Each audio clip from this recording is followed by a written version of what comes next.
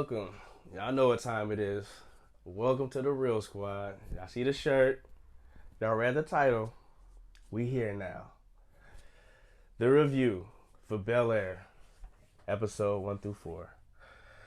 Wowie, wow, wow, wow.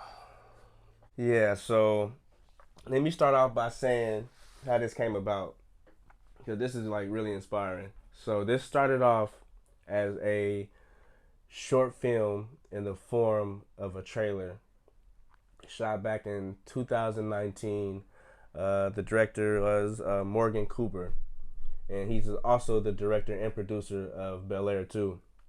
But this was just a vision that he had of the Fresh Prince of Bel Air, but real. And when I say real, I mean you take out all the humor out of it, and all the funny jokes, and all the nice moments, and you get the real story of Will Smith and what happened to him, and or the Fresh Prince, as far as Will Smith being said, what happened to him in Philly.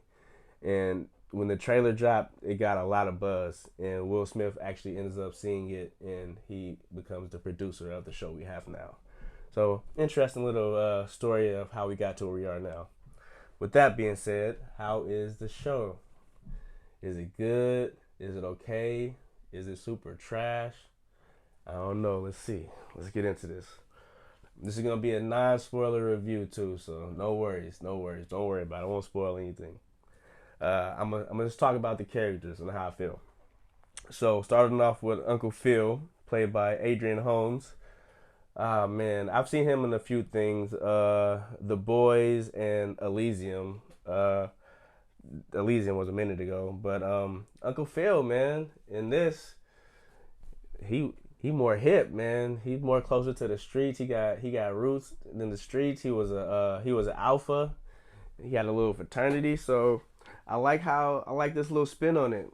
He's also running for district attorney, which is interesting, and they are balling like the house compared to the other show is nothing. You know what I'm saying? This house is huge, but yeah, I like this Uncle Phil though. The other Uncle Phil was definitely more like a fatherly figure and more strict. You know what I'm saying? So Will probably wouldn't be so prone to go talk to him about anything. But with this Uncle Phil, it seems like a lot more easier to talk to him because he hip to what's going on, so he's not like clueless as far as the streets are involved. So I do like that aspect. We got Aunt Viv, played by Cassandra Freeman. Last thing she was in was Luke Cage, but I like the spin on Aunt Viv. She is an artist, but she hasn't drawn in a long time. She kind of took a seat back and let Uncle Phil run the campaign to become district manager, and like help him on the road to become district attorney.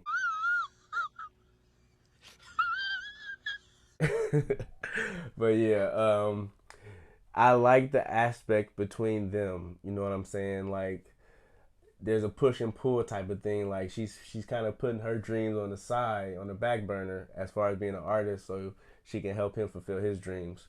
So interesting. We got Hillary. We always used to Hillary being the snobby one, always spending too much money, very prissy and uppity. But in this, Hillary is an entrepreneur. You know what I'm saying? She's a social media influencer. She got a lot of on Instagram and TikTok. She turned up, and she's using that platform to pursue cooking. And with that, there's an interesting dynamic between her and mom's Aunt Viv's that's going on, and the way they're pulling you into the story with each character. I'm liking it. So good point so far. Now we get into my favorite character, believe it or not, my man Jeffrey. Woo man. Jeffrey is played by Jimmy Akimbula. Hopefully I said that last name right. But man, the way they playing Jeffrey in this, he ain't a butler. He more like a bodyguard, or like a like head of security type of guy. And He has like the little Idris Elba accent. He cold, man. I love the character of Jeffrey. He is very likable too. He is definitely the muscle of the family. We got little Ashley, played by Kira Akbar. I've seen her in We Can Be Heroes, a Netflix movie. That's the only thing I've seen her in, so I think she's pretty new at acting. But you don't get a lot of Ashley in the first 3 episodes. Her story is more expanded upon in the fourth episode, and it is an interesting take on Ashley. I will say that. But it's cool. She's like a little gamer, so you got your little gamer in there. Everything is pretty much up to date and modernized. So it's put into like our world minus the vaccine minus the virus. So that's pretty cool. Now we got Carlton, who is the surprise, man. Oh my god. Carlton is actually the villain of the series. Wow. Wow. So I noticed this watching it. So the way in the Fresh Prince of Bel Air, every now and then they had special episodes, and like those episodes will be a lot more emotional and way less funnier, and like what I'm saying, it was kind of like tear jerkers at the time, and so those episodes kind of hit, but we wouldn't get them all the time.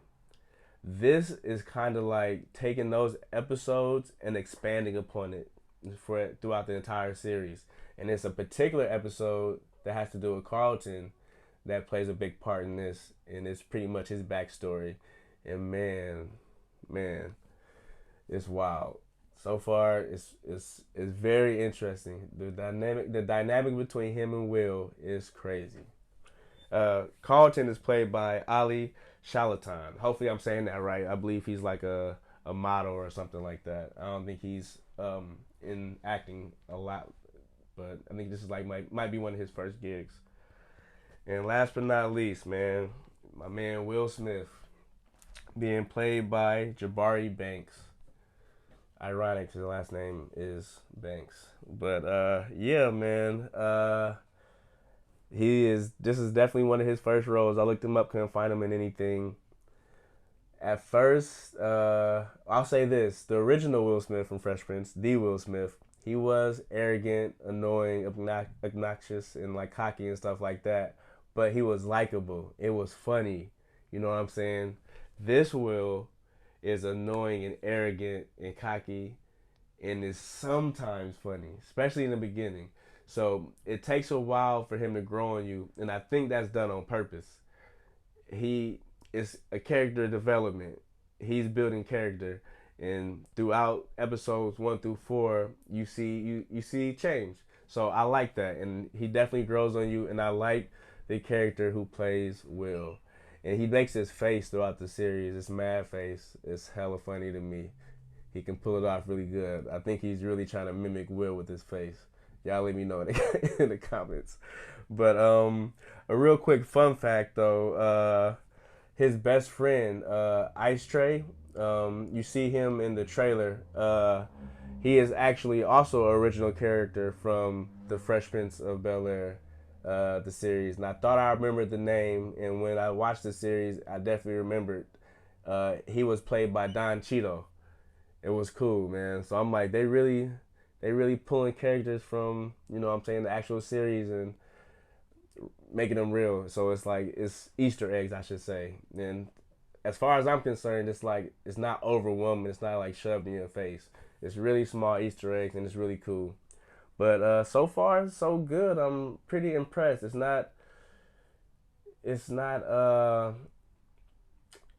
the word? Woke, I guess. It's not super woke, and that's what I appreciate. I just want to see a really good story be told in the Fresh Prince, the new Fresh Prince. And as far as him being fresh, yeah, he getting there. He pulling out some ice. But I'm gonna go ahead and grade it for right now. Episodes 1 through 4. I think it's 8 episodes in the series, so it's halfway done. So I'm gonna go ahead and